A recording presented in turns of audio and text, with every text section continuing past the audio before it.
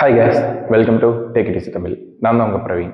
இன்னைக்கு நம்ம வீடியோவில் இதை பற்றி பார்க்க போகிறோம் அப்படின்னா, வாழை சாகுபடி பண்ணக்கூடிய விவசாயிகளுக்கு காமனாக, அதாவது ஃபைனல் ஸ்டேஜில் இந்த டவுட் வரும்.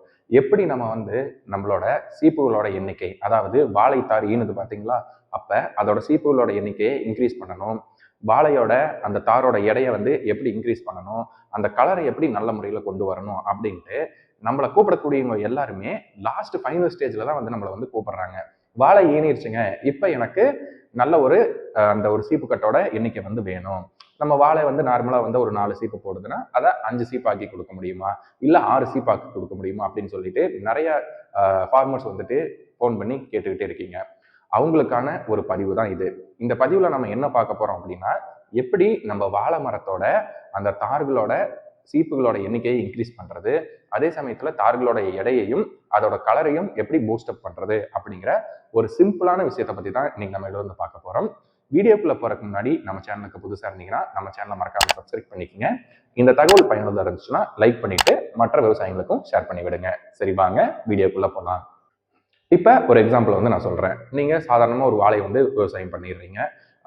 அதுல பாத்தீங்கன்னா ஒரு வருட பயிர் அப்படின்னு சொல்லி வச்சுக்கோங்க. 12 மாத பயிர். அதுல 3ஆ டிவைட் பண்ணுங்க. ஃபர்ஸ்ட் 4 மந்த்ஸ், அடுத்த 4 மந்த்ஸ், அடுத்த 4 மந்த்ஸ் அப்படின்னு டிவைட் பண்ணிக்கோங்க.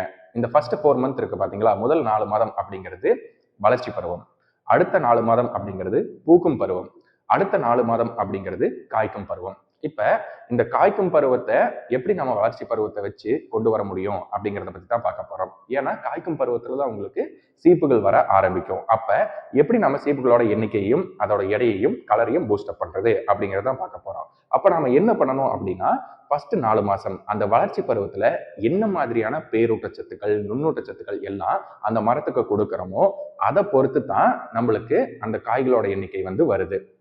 இப்ப அதை எப்படி நம்ம கொடுக்கணும் அப்படின்னு பார்த்துடலாங்க.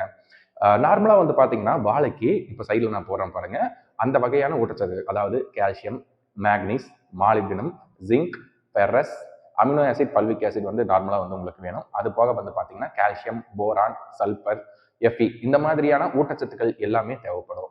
அப்ப நம்ம நார்மலா என்ன பண்ணுவோம், யாராவது ஒரு அக்ரி வருவாங்க, அவங்க நம்ம வாழையை இன்ஸ்பெக்ட் பண்ணிட்டு போரான் குறைபாடா இருக்கு அப்படின்னு சொல்லிட்டாங்கன்னா நீங்க என்ன பண்ணுவீங்க, ஒரு உரக்கடைக்கு போயிட்டு போரான் வாங்கி ஸ்ப்ரே பண்ணி விடுவீங்க, இல்லைன்னா மரத்துக்கு மரம் கொடுப்பீங்க.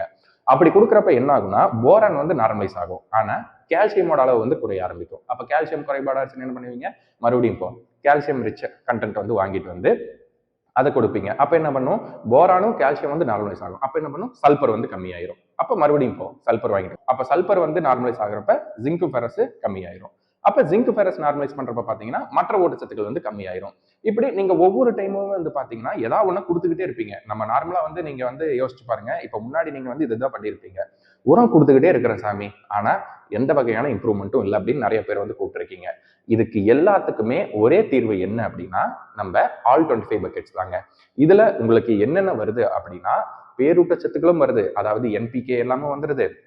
நான் இப்போ ஒரு சென்ட் ஆஃப் மைக்ரோநியூட்ரியன்ட் சொன்னேன் பாத்தீங்களா, அந்த நுண்ணூட்டச்சத்துக்கள், அது எல்லாமே உங்களுக்கு சரியான விகிதத்துல, ஒரு மரத்துக்கு என்னென்ன ஊட்டச்சத்துக்கள் என்னென்ன விகிதத்துல வேணுமோ அது எல்லாமே கரெக்டான லெவல்ல மிக்ஸ் ஆகி வரதுனால உங்களுக்கு இதை ஏக்கராவுக்கு 10 கிலோ அப்படிங்கிற விதத்துல மட்டும் கொடுத்தீங்கன்னா போதும். மறுபடியும் சொல்றேன், 800 மரமா இருந்தால் ஒரு ஏக்கராவுக்கு நீங்க 800 வாழை மரம் பயிரிட்டு இருந்தீங்கன்னா ஏக்கராவுக்கு 10 கிலோ போதும்.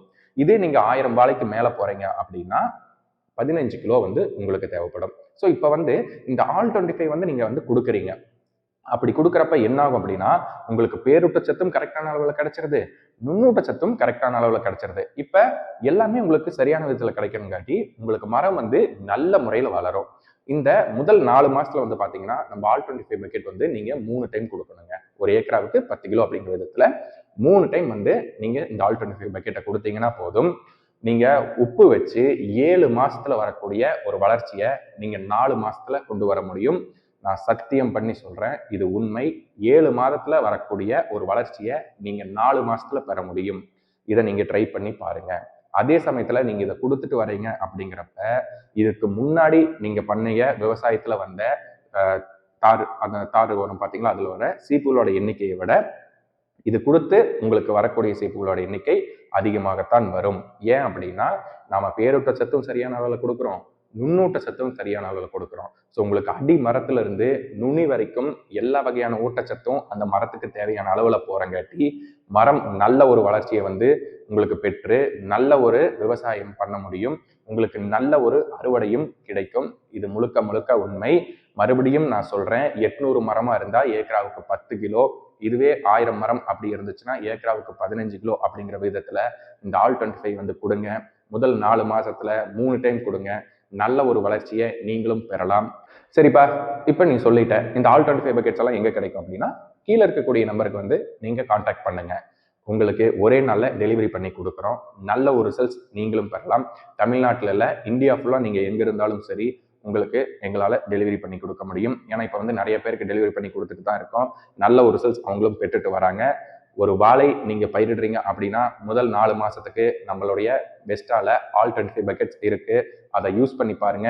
நல்ல ஒரு வளர்ச்சியை நீங்களும் பெறலாம் என்ற நம்பிக்கையோட மீண்டும் ஒரு நல்ல வீடியோவில் சந்திக்கலாம். நன்றி, வணக்கம்.